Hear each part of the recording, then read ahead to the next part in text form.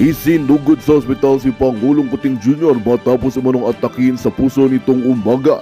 Ayon sa impormasyon mula sa mga tauhan ng palasyo, hindi kinaya ng Pangulong matinding tensyon kasunod ng mga ulat na naglalantad ng katiwalian sa loob mismo ng Malacanang. Ang balitang ito ay kinabigla ng publiko at lalo pang nagpasiklab ng usap-usapin ukol sa mga isyong bumabalot sa administrasyon. Yun sa mga eksperto, ang sunod-sunod na aligasyon ng katiwalian ay nagdulot ng malaking dagok sa kalusugan ng Pangulo, kasama sa mga paratang umano'y maling paggamit ng pondo ng gobyerno at mga isyong may kinalaman sa ilang malalapit na tauhan ng Pangulo. Samantalang oposisyon ay nananawagan ng transparency at tunay na kondisyon ng Pangulo at hinihingi ang agarang aksyon upang maimbisigahan ang mga kontrobersya. Sa kabila ng pagsubok na ito, nananatiling tahimik ang Malacanang sa tunay na kalagayan ng Pangulo. Habang hinihintay ng publiko ang opisyal na pahayag, marami ang nagtatanong kung ano ang susunod na mangyayari sa administrasyon sakaling lumala ang sitwasyon. Ang bansa ay nananatiling nakatutok sa magiging takbo ng pangyayari sa susunod na mga araw.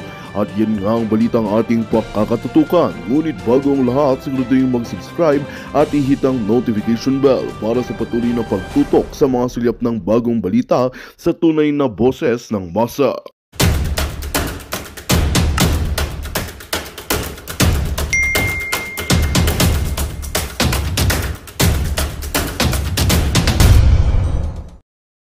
Ni Liachon or Lichon.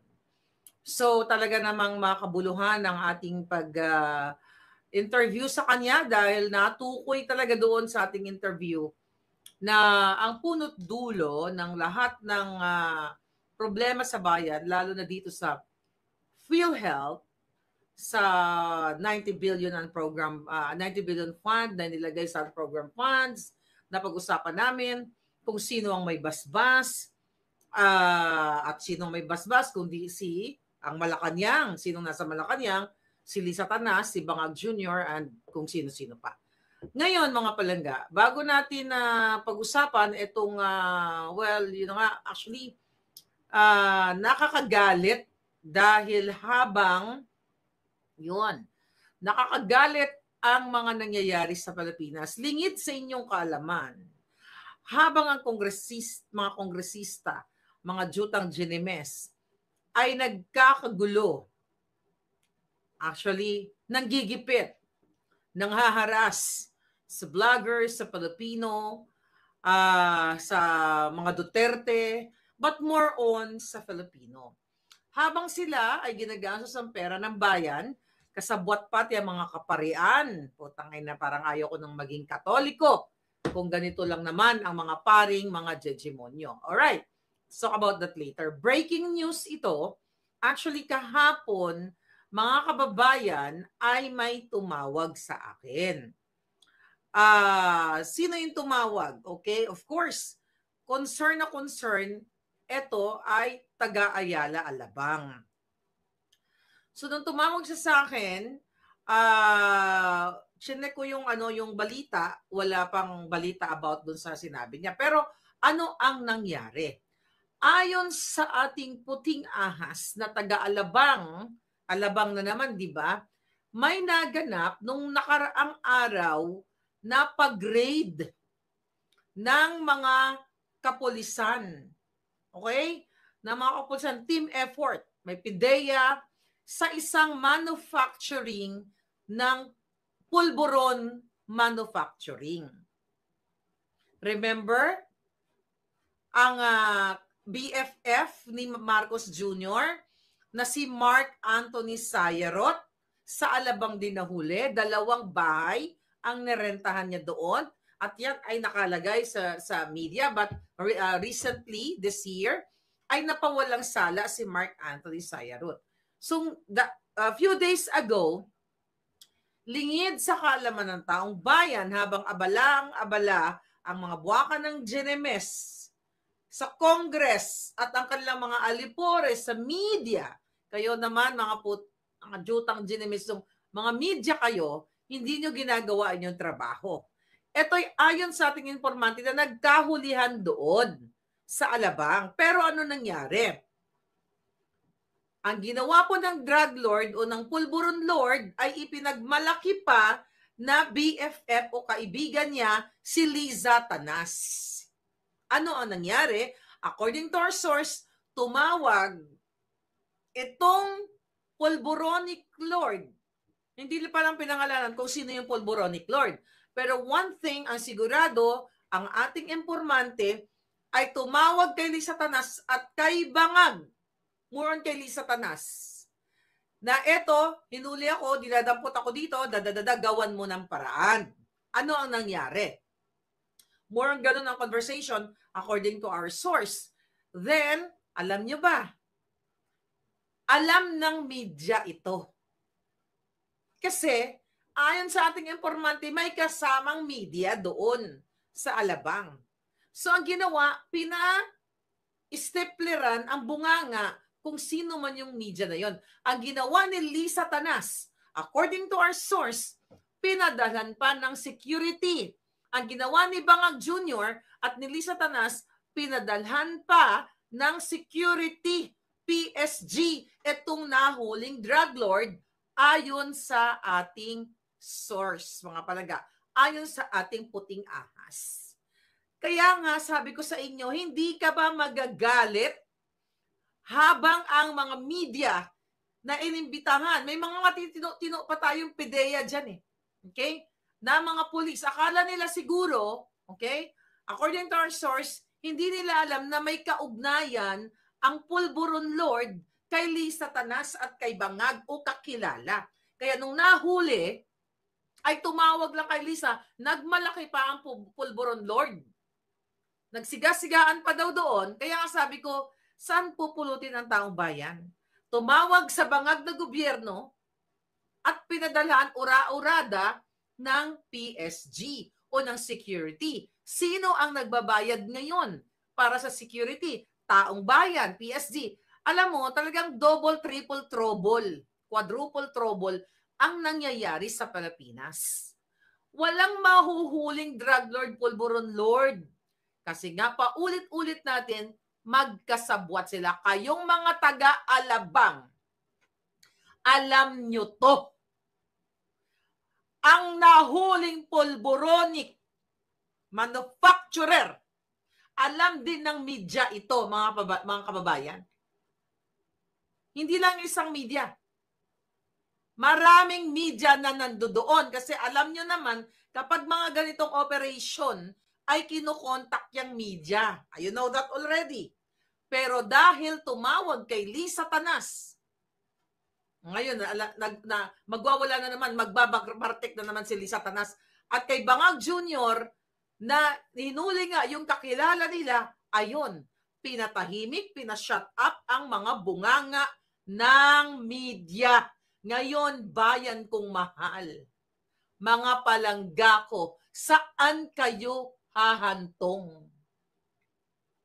Dahil itong mga drug lords ito, itong mga Pulboronic na ito, si Liza Tanas na, si Bangag Jr. na ang nagpapatakbo. Kaya nga sabi ko dun sa informant ko kahapon, sabi ko sa kanya, hindi kaya si Sayarot na naman ito? I know na. Was it? Yeah. Sabi ko, hindi kaya si Sayarot na naman ito? Kasi napawalang sala na yun eh. Ang sabi ng ating informante, wag lang muna magbigay ng pangalan, pero ang sabi, sabihin mo yan, kausapin mo ang mga kongresista, ang mga putang ina, na mga politiko na wala nang pinag-usapan dyan sa Congress, sa Senado, kundi ang mga Duterte. Kahit awayin nyo yung mga Duterte, kung tutuusin, wala kaming pakialam, mag-away kayo ng mag-away. Pero ang problema, naaapektuhan ang bayan. Sabi ko nga, kahit palangga, mga kababayan, harasin nila ng harasin ang mga Duterte, which yan ang ginagawa sa atin. Hindi yan ang magsusolba ng problema ng kagutuman, ng wakawalan ng trabaho, mataas na kuryente, mataas na bilihin, walang panghanda sa Pasko. Hindi yan, kahit ubusin nilang hantingin ang mga Duterte, hindi yan makakapagbigay ng kaalwanan ng mamamayang Pilipino. Pero ang pagpapadala ng PSG, ng security, mga buwaka ng ina kayo, ang PSG, magsalita kayo, mga hinayupak kayo.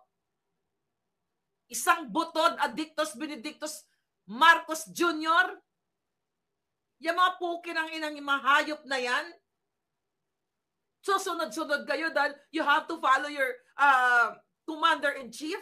Sabi nga ni, sino to? Si Au Browner, di ba? Kailangan nila sundin yung nakaposisyon o yung posisyon katulad ni Bangag. Susundin mo, kahit inuutusan na kayo mga hinayupak kayong mga wala kayong pagmamahal sa bayan, na wag i-report, sinungalingalan yung bunganga ng mga media, wag i-report yung naganap na raid sa Alabang, at pinadalan pa ng security, ganun kayo ka-traidor sa bayan nyo, mga hinayupak kayo, wala na kayong ginawa kundi Duterte, Duterte, Duterte.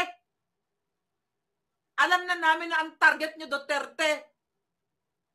Bakit kailangan pabadalhan ng, bakit kailangan, alam nyo to, ang pulburon ay sumisira sa kinabukasan ng bawat mamamayang Pilipino na ito ay ginagamit nila at kasama ang kanilang pamilya.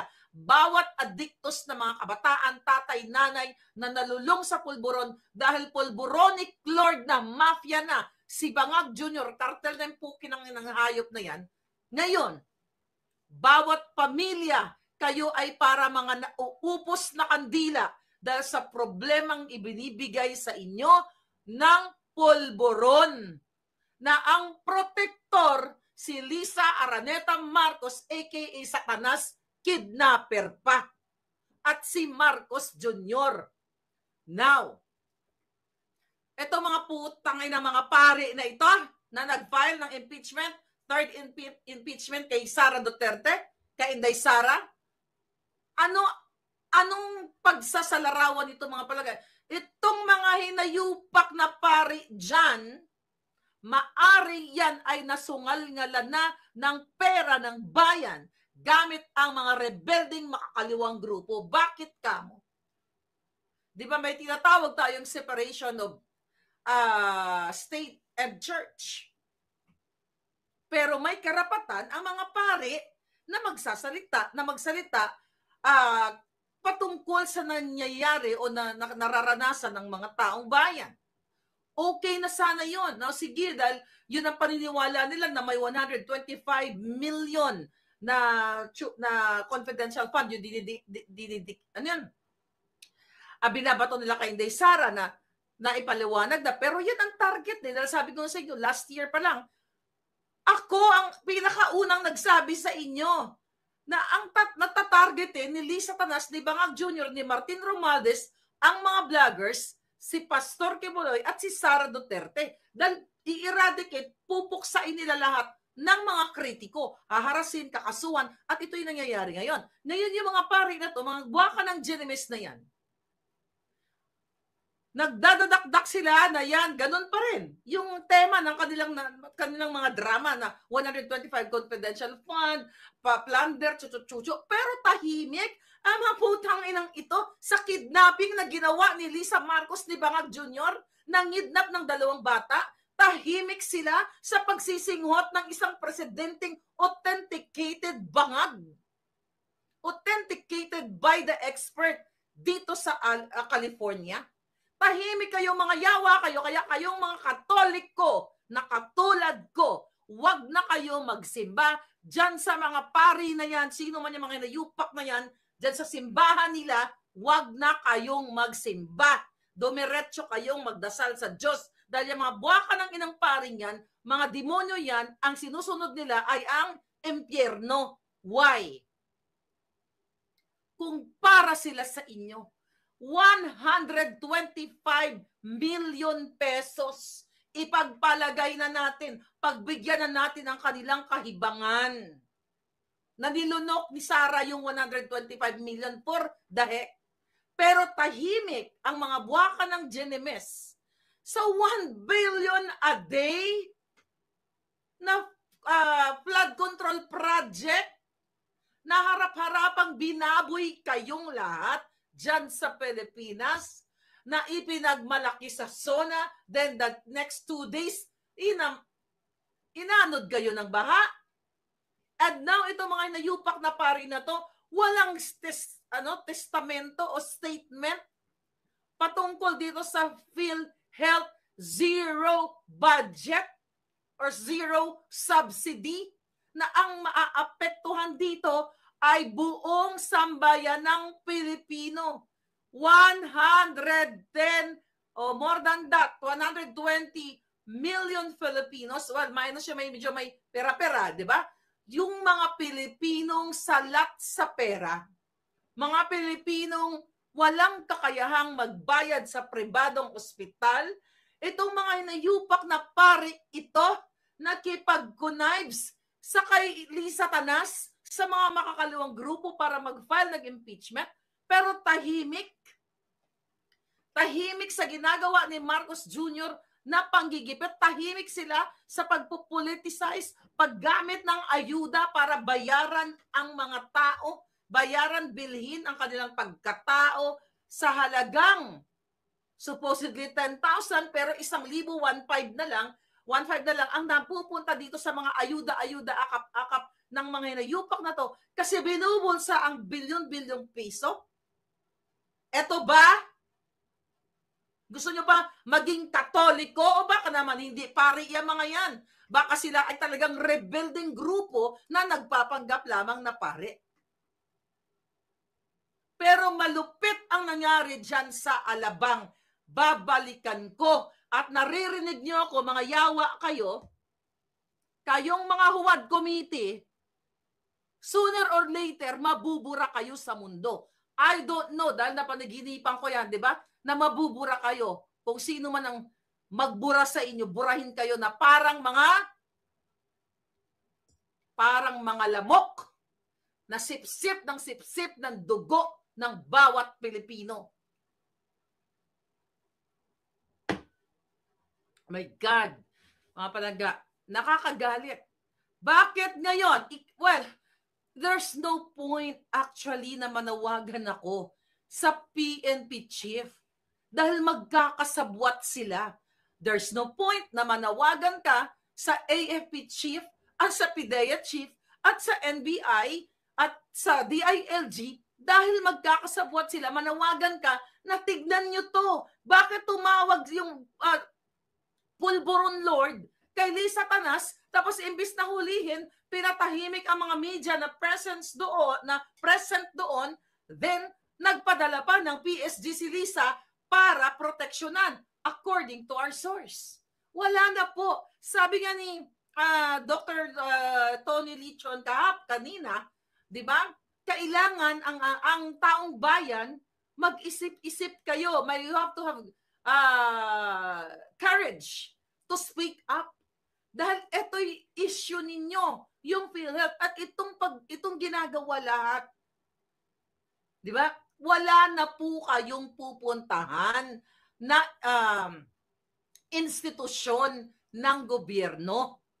Lahat sila magkakasabwat. Sinabi nga ni Dr. Lichon kanina, tinanong ko siya, sabi ko, sa tingin mo ba, pag may interview tayo, hindi tayo pwedeng magwala ng katulad dito dahil we have to, baka magulat yung guest natin. Okay, anyway, sabi ni Dr. Lichon, sabi niya, last year, dinig niya doon sa Senate noong nagkaroon ng BICAM conference din, last year, doon sa 2024 budget, na inutusan ni Ralph Recto, sinabihan, okay, si pangalan nito si Erbosa, 'di ba? At yang si Ledesma, okay? Na sundin ang utos sa Malacanang. Sabi nga ni doktor, sino ba mataas doon sa Malacanang? Di si Lisa Tanas at si Bangag inutusan na yung 90 billion fund, ng supposed to be fund ng PhilHealth ay ilagay sa unprogrammed appropriation. Narinig niya mismo na doon, nakakalat na raw pala yan sa Twitter niya, nag-expose na siya, kaya nga may mga nakukuha din na pangharas, paninindak, ito si Dr. Tony. So ang question dito, papayag na lang ba ang taong bayan na everyday ang bunganga well, at least sa bunganga nila Dr.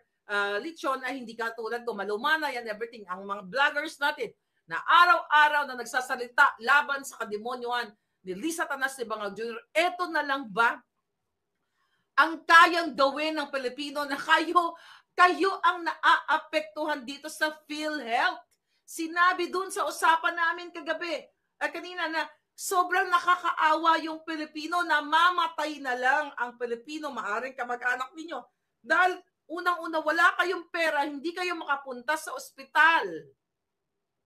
Dahil ninanakaw ang pera ninyo. Supposedly, dapat meron kayong benepisyo na kapag nagkaroon kayo ng bill, kung 1 milyon, kalahating milyon na lang, or mabawasan, pero hindi nangyayari kasi binubulsan ng mga walang hiya. At sino yung walang hiya? Yung si Lisa Tanas at si Bangag Jr. Yan ang nakikita ngayon. Ano gagawin nyo? Hindi ba kayo apektado? Harap-harapan na ayaw budgetan ang PhilHealth? Kasi kesyo may reserve funds pa. At kung anong ganitong mga palusot. Malinaw na ito ay paglabag ni Bangag Jr. sa batas. Ni Tambaluslos lahat sila. Kung yan ay patuloy nilang pipirmahan. Pero ngayon, ni Bangag Jr., kasi ngayon na-alarma sila dahil dumadami na tayo. Ito po ay hindi usapin ng Duterte supporters. Usapin ito ninyong mga Pilipino. Tignan mo nga, sabi ka si Dr. Liachon, anong sabi niya? Naglingkod siya sa panahon ni Noynoy, nagtrabaho siya sa panahon ni Pangulong Duterte, nagtrabaho din siya sa panahon ni Bangag, pero 1 month lang siya. So, ibig sabihin, mga palangga, at based, kung titignan mo ang record niya, wala siyang record ng pagnanakaw. Wala, titignan ko bago ko siya in-interview. Ang meron siyang record, nag-expose siya ng mga kawalang hiyaan ng mga nasa gobyerno. And whether naglingkod siya, nagtrabaho siya, panahon ni Noynoy, panahon Duterte, di Bangag, ang titignan natin, yung kanyang idea, yung kanyang puso, bakit ba siya nagsasalita ng ganon? Di ba? Kung tutusin, pwede na siya manahimik, di ba? Sabi niya, ang tawag yan, gusto niya, mag-spend siya ng time niya hanggang sa tumanda siya para makita niya, lumaki yung anak niya or apo niya, whatever. Di ba? Bakit siya magsusugal sa ganitong klaseng yung ginagawa niya katulad sa akin, 'di ba? Na pwede siyang tawag dito, pwede siyang gurgurin. Ngayon, mga kababayan, ano ang drama-drama ni Kuting? Narco state na tayo, sabi ni Grace. Okay? Mano lang idilat nyo ang mga mata ninyo. Yes. Okay? Sabi ni AK Fox, do some action about this House of Representatives of the Philippines, Supreme Court, PNP. Wala na tayong pag-asa. Wala nang pag-asa sa mga jutang ginemis yan, AK Fox. Ang pag-asa natin ay kayo, taong bayan. Yun din ang sinabi ni Dr. kanina. At yun din ang sinasabi na wala na. Even mga Supreme Court justices, hindi lahat, pero binabayaran na, minanipula yan ni Lisa Tanas, ni Martin Romualdez, di Bangag. Magandang balita ang hatid namin sa inyo ngayong araw. Sa pagtatapos ng aming balitaan, nagbigay kami ng mga mahalagang impormasyon. Maraming salamat sa pagtutok at pagsuporta sa aming programa. Huwag kalimutang manatili sa mga susunod na araw para sa mga bagong balita at mga kwento na dapat nating abangan. Mula sa Boses ng Masa, magandang araw, Pilipinas!